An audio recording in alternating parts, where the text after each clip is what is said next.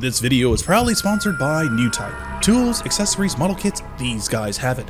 Hop over to newtypehq.com and use the link below to help this channel out for future builds.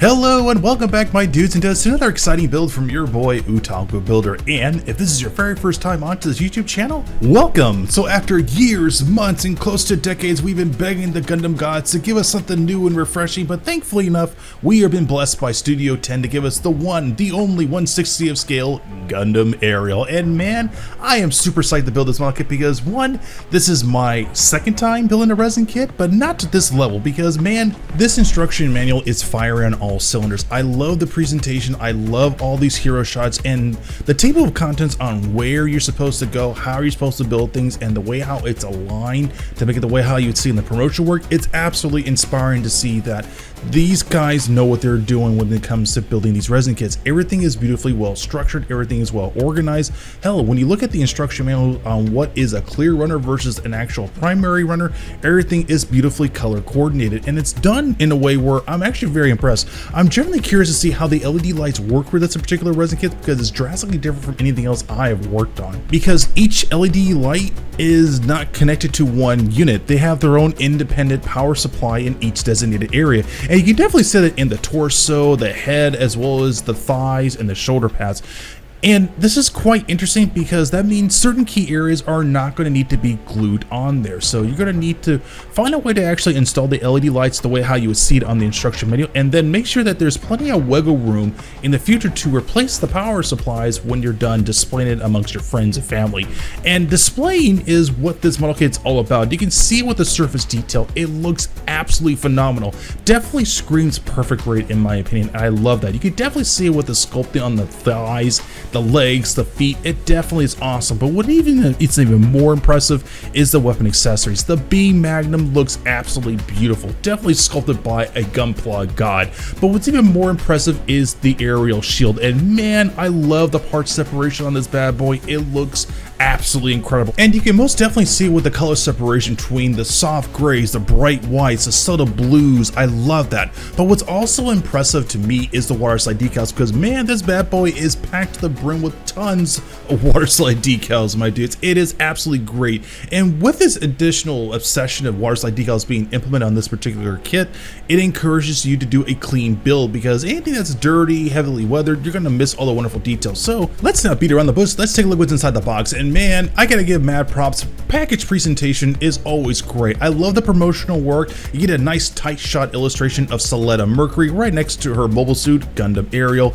and then you get a nice little faceplate to put on your display piece when your model kit is fully assembled, and then the LED light units. Now, I have been wondering for quite some time the way how these particular LED lights operate. I imagine they use some kind of like magnet to switch on the LEDs on and off, because there is no physical switch on these bad boys. So this isn't the first time I've seen the technology been implemented on a model kit. I believe Orange Cat Industry has done that with their new Tech Command model kit, but I'll get into that in the future build. Next up, we have these additional water slide runners and these metallic pegs. Now, this is going to be for the wrist sections around the wrist and the ankles, and then you get this long rod. I originally thought it was for the action base, but it's actually for key areas around the shoulder pads as well as parts around the knees. And then the water slide decals, as I already mentioned before, looks great. And then we get the meat and potatoes. This is going to be the effect parts for the permit score. You get tons of effects parts for the chest, around the thighs, 2 parts for the chest, as well as parts for around the shield. And then last and finally, you get additional runners. I'm not quite sure, might have been some extra bonus pieces they want to implement when the model kit was done being manufactured. Who knows? It looks great. And then we're going to get the runners for the inner frame. Now, this model kit does not have a traditional inner frame like you would expect from any other Gunpla, but that's fine. But one thing I absolutely love about this model kit is the part presentation. This looks absolutely incredible. You don't have to cut the runners out. Everything is ready to go. You just need a cut them out of their particular plastic packaging, and you're ready to rock and roll. And then that pretty much wraps it up. The additional box that's on the right side here is pretty much going to be housing the primary pieces for this particular mobile suit. Everything down to the torso, thighs, shoulder pads, legs, the head, you name it, everything is here and ready to go. But now we need to talk about the most crucial part in this model kit, is getting these particular pieces ready to be glued and painted. Now, they do have a weird residue on there that could prove to be problematic when applying a primer on there. So I did some research. Using traditional soaps won't get the job done. I need to use something that's heavy duty to get rid of this stuff. So I need a really strong degreaser. So after talking to my good friends at Burbank Hobbies, they highly recommended Purple Power. Now let's talk briefly on certain tools, masking tape, as well as certain primers that you're going to need to make this model kit look amazing. So for starters, you're going to need a lot of masking tape, followed by a hefty amount of super glue. I professionally prefer Bob Smith, followed by Mr. Mark Sutter and Mr. Mark Softener for the waterslide decals, and some good old accent black from Tamiya. And last and finally, I'm going to be using a rechargeable Dremel. Now the particular Dremel tip is going to be really crucial to use because there's a lot of areas that traditional Dremels will not cut through the resin parts. So I don't know what this one's called. I think it's called a double-edged Dremel. So get your hands on that one. That one's good. And then last, we're going to be using Cosmos LED light units. I was originally going to use Evans Designs, but I really going to make that permit score really stand out. And then we need the actual essential parts: a spare bucket for the resin parts to sit and soak for Mr. Power Wash, and then some gloves. Please keep in mind when working with this particular solution, it is always crucial to wear gloves because if you get this on your hands, it will stain your fingertips for weeks. So do your due diligence and get yourself some latex gloves. But without further ado, kick back and relax and enjoy the build, because I can tell you firsthand, I had a blast working on this.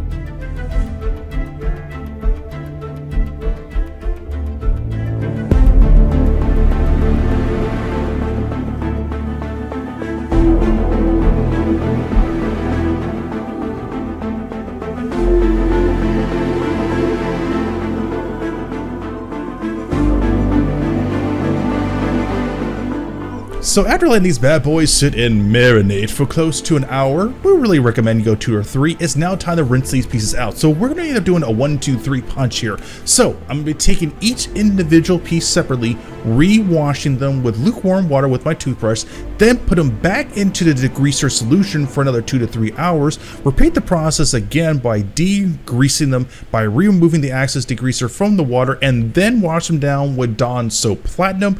Re-rinse them again, and then let them sit and dry, hear me out here, for 48 hours. Now here's the reason why. Resin parts themselves are very absorbent when it comes to water. You want to try to reduce the moisture as much as possible, so that way you don't get any complications such as paint scraping, paint chipping. You want this to be really good, and as I let it sit for 48 hours, everything looks great. Now I can finally get started on painting these bad boys, because man, it's been a while. I'm itching to paint this and I'm ready to go. But there is a little gloomy detail that definitely needs to be addressed, and that's these little nubs that are sticking out in front of these resin pieces. I understand this is part of the molding process. This is going to happen regardless, but all you need is a good pair of snippers to cut these pieces out, and once they're cut, sand it down with a good source of sandpaper and you should be good to go.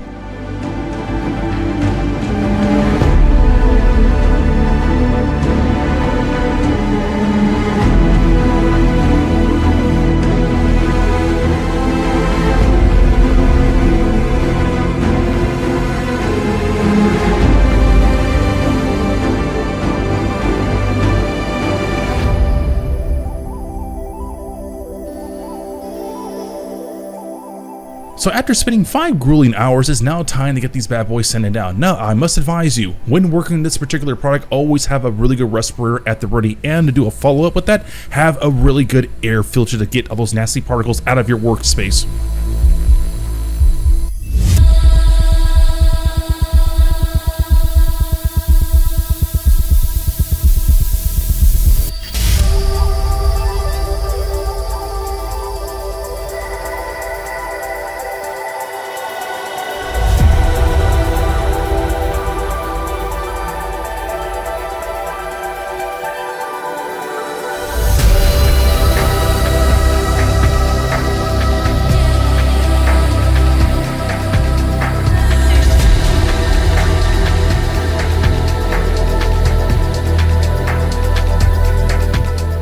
Alright my dudes and dudettes, now that everything is prepared for the LED wiring, it's now time to look at something that's definitely going to be overlooked when installing an LED light in the head, and that's going to be light gaps. Now what exactly do I mean by that is, when you're installing the clear runners for the eyes, you're going to notice that on the left and right side there is a noticeable gap in between both sides. So that issue can be easily rectified by applying some Vallejo putty. Just keep in mind when you fill in those gaps, make sure you hit it up with a flat black so that we can hide it nice and snug in there, because despite the size of these LEDs, they're relatively bright, so you want to make sure you do a follow-up on that. Now when it comes to these particular runners, this is actually quite fascinating. There were designated spots on this model kit that are highlighted in red where you need to do some custom cutting, which sounds incredibly intimidating, but I assure you it's not that hard. Just make sure you follow the instructions to the T and you should be good to go. Now when it comes to the particular tools, I would recommend a really sharp razor blade or a small miniature saw to cut these pieces evenly. Do not use your snippers because it'll cut it unevenly. And above all else, just take your time and have fun.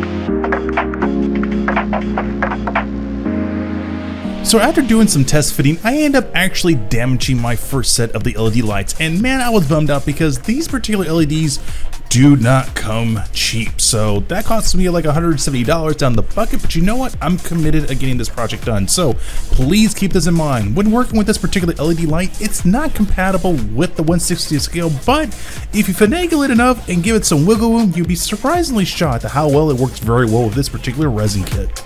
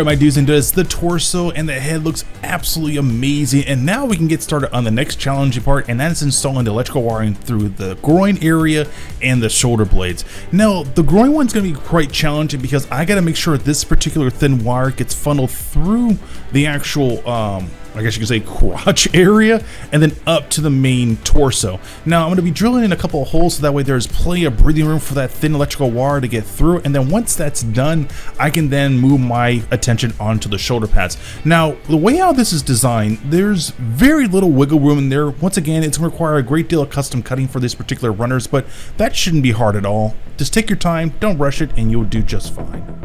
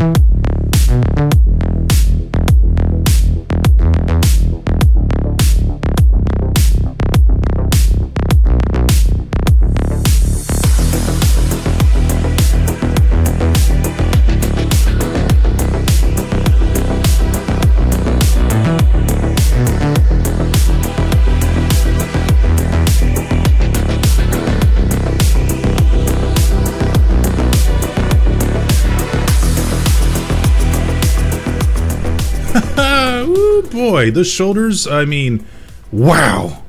A lot more difficult than I imagined would be. But you know what? Wasn't that hard. But you know what's going to be more harder? Tackling the legs. And man, oh man, this is going to require a lot of patience, a lot of time, and a lot of wiggle room.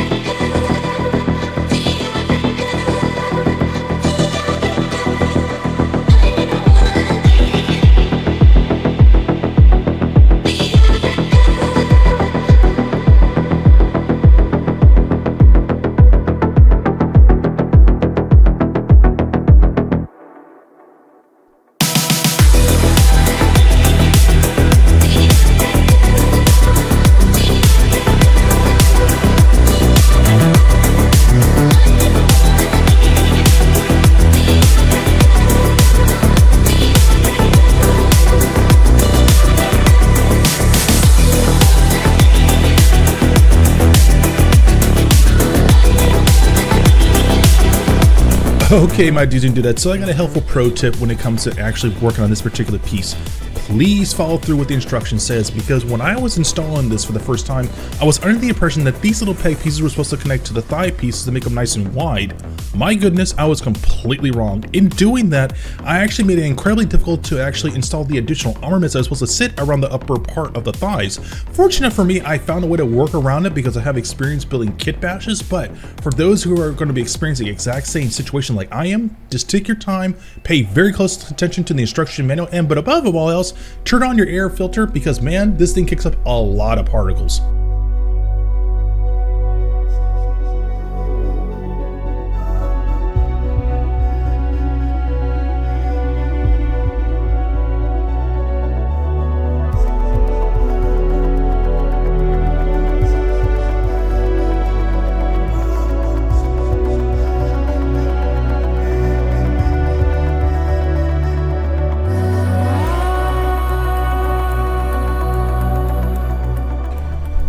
Alright my dudes and dudes, we have finally reached the next challenging part in this model kit, and that is installing the L.E.D Lights for the thighs to illuminate the permit score effect. So in doing this, I'm going to be using Cosmos's paper that actually is like a sticky adhesive in back of the actual clear runners to help diffuse the light in a way where it illuminates the plastic piece evenly. Without actually that being there, it's going to make it really awkward and it's going to create unnecessary hot spots.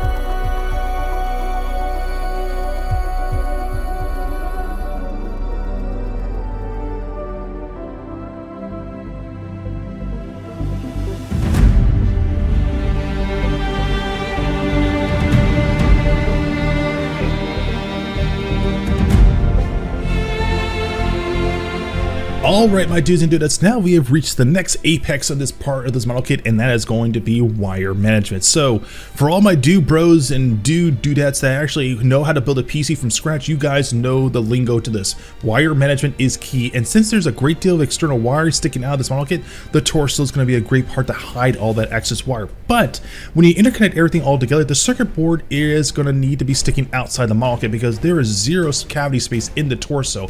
And then the issue is going to be the length of the wiring. So when you get to this point of the model kit, I was recommended by my good buddy on Instagram, Multi-Game System, to pick up the Kazu ZH 1.5mm connector. I believe you can find this on Amazon for like $15 to $20. So that should help with the wire length problem.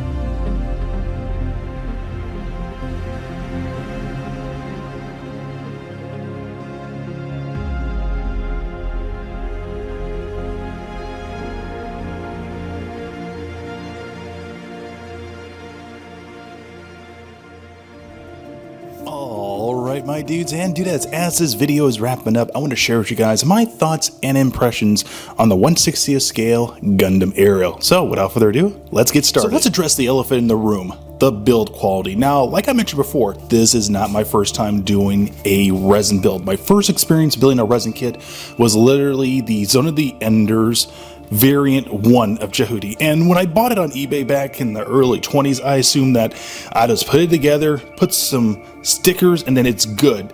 Little did I know that you actually need to degrease it, you have to prime it, and then you have to look for the right kind of paints to make it look how it looks in the promotional work. And unfortunately at that time, my building skills were pretty poor, even though I was going to college. But I digress. It was a wonderful learning experience. I had that resin kit for like 3 or 4 months, and then I eventually threw it away.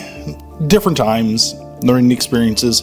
But with that learning experience, I incorporate what I learned from everything to doing kit bashes, high-end builds, such as building a Millennium Falcon, or I even took cues when I built the 1/350th scale USS Enterprise refit, and everything that I took from that previous build I incorporated onto this one. And man, this was a challenge because not everything's going to fit together because it's coming from one big giant master mold. Everything requires a little bit of handcraftiness to it. There's a lot of things you have to fix, things you have to modify, things you have to prepare. It's just, dude, it's just there's so much of a process that goes into working on these bad boys, and I can say that I was pretty stressed out, but honestly, I actually had a wonderful time. So let's talk about another key part that I was a bit concerned with this model kit, but at the same time, I'm totally okay with it. Posability. Every time I build a model kit, I always want to try to put these bad boys in dynamic poses, or even something more of a general hero stance. And unfortunately, with resin kits, you can't do that. There are some elements on here that you can pass as a pose, but in reality, you really can't you can't pose it. You just can't. And that was probably the most concerning thing for me personally, because that's the one thing I always told my audience. I'm not going to build a resin kit unless I can pose it, and that's not necessarily a bad thing. You want all your hard work to be shown. You don't want to break anything. You don't want to end up chipping or scraping the paint, because I'm gonna be real with you, this thing's very difficult to find right now. I mean, I looked everywhere, even on other third-party websites. You can't find it anywhere. So you make a mistake, you make a little oopsie, you gotta roll with the repercussions. But there's definitely an area on this model kit that's greatly overlooked, and the one thing that's really misleading is the promotional work when you see the Aerial Gundam alongside with the shield.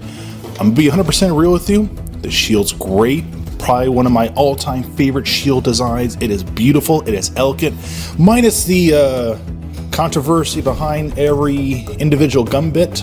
You know, if you guys watch the show, you know what it is. But despite that, it is beautifully designed, and I love it. The downside is the damn thing's too heavy for this model kit to hold it upright. That is a shame, really, because the promotion work is very misleading. It gives the impression that you can connect it here to the wrist, and then the shield will be just fine. That is a bold lie. There is so much weight being shifted on this side of the model kit. It just leases to the left or leases to right, whatever you have it on either arm, and then it actually impacts the shoulder compartment up here. It'll pop it out of its peg, and then you have to deal with the issue of the structural integrity in the core of the resin kit. It's not like I said before, it's not like your traditional master grade or perfect grade model kits. It's drastically different, and the inner frame itself can be easily compromised with something that has that much weight. So that's very misleading. Next up, let's talk about something that is definitely probably the most highlight part in this build, and that's going to be the LED. Now, I didn't mean for this to be like a double product review, but these guys did a fantastic job with their LED light system. It's very, how can I put this? If you're a novice and you're not really too keen or too familiar when it comes to putting LEDs in something like this, or even a 1/100 scale, it can be an incredibly stressful experience because there's a lot of modifications, there's a lot of planning, and there's a lot of prep that goes into putting LEDs. And the thing is, I've already made 2 versions of the Aerial Gundam, both the 1/44 scale and a 1/100 scale, a little bit over a couple months back, and I already felt natural putting LEDs in something like this, but I wanted to give these guys a chance. And man, did they deliver. They create a fantastic product, because when you prep this guy up, you turn on the power, hit on the main switch, aerial eyes light up, and then you get the animation sequence of the permit score activated. It looks absolutely great. And if red isn't your thing and you want to put it like in the blue permit score, just switch it on over, and there you go. And if you want to add the bonus effect of actually putting the LED strobing effect, there you go. It's simple. It is a fantastic LED light system, and it's up to your own personal preference, and I like that.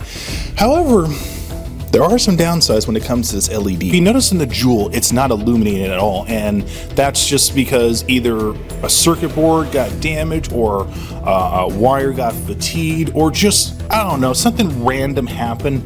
It just, you know, it's not a perfect product. It has its flaws, and with those flaws, it still creates a very well designed, you know, product. And I'm 100% honest with you. I'm glad everything else is fully functional. The Jewel, it's a complete loss. I'm fine with that. Like I said before, I don't think these developers that worked on this kit had the idea of having another third party putting their own LED lights into the system.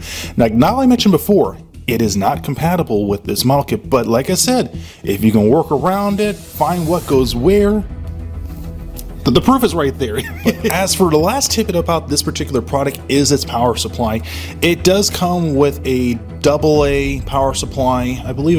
I think it outputs like close to 5, maybe 3 volts of power. If that's not your thing and you want to help, you know, reduce that problem, it actually has an adapter in the back where you can actually use a Type-C connector, so you're good. So you want to plug this up to your computer or have it on a display case, you're good with this. Here's the thing, it makes it very difficult for my position to really recommend this kit for someone, and here's the reason why. If you were just doing a straight up build, you're not gonna like it. If you just do a basic paint job on it, you're still not gonna like it, because you're gonna still be, you know, itching to know if you can put LEDs on here. Let's say you're an experienced builder and you want a challenge. This kit will challenge you without a doubt, but it will stress you out on many levels, because this isn't like your, you know, this isn't your typical model kit. You know, if you didn't do the proper procedures of degreasing the parts and getting off of that residue off of there, and then following up with the right kind of primer, you're going to get a lot of mistakes. You're going to create a lot of unnecessary painting problems. You're going to make even more issues when it comes to getting this product done. And then I cannot recommend this for someone that is not an experienced builder. I cannot recommend this for someone that has built 100 scale kits. I can only recommend this for someone that actually knows how to paint. It can be basic. I mean, dude, you can paint the model kit with a basic rattle spray can. I did this for years. You can do that. Only experienced builders, only people that actually are really good at painting can handle this model kit. My advice, don't use acrylic based paint, use lacquer. You want this guy to last, because I've worked with acrylic based paints for years and years and years, and I've just got comfortable working with lacquer based paint because of, you know, my condition. I can't work with lacquer based paint. It gives me migraines, but I found a workaround. You know, I got a better respirator, I got an air filter that does the job for me. But the difficulty level for this particular kit, it's hard. You need, and I'm not going to stress this enough, you need a very well ventilated area in which you can use to the 100% capacity, because when it comes to modifying this kit, there are a lot of things you have to pay very close attention. A lot of grinding, a lot of cutting, a lot of scraping, a lot of particles. There's only so much your respirator can do, and that's why you need to double up on getting an air filter, just like what I did. So that's the only thing I would really recommend. If you do decide to get the Cosmos LED kit, it's a great product, really cool, minus its defects, but at the end of the day, it's a must buy for me. But ooh, let me be real with you. You get the 1/100 scale first before you get the Cosmos LED light. It'll save you the headaches of just, trust me. With that being said, as my batteries literally die on my phone and my camera, thank you so much for watching this video. Do apologize for the delay, but I wanted to make sure that my final thoughts came out as crystal clear as possible. But as always, thank you guys so much for watching this video. You can do me a favor, please give this video a like and share, and I will see you dudes and dudettes on the next build. Later.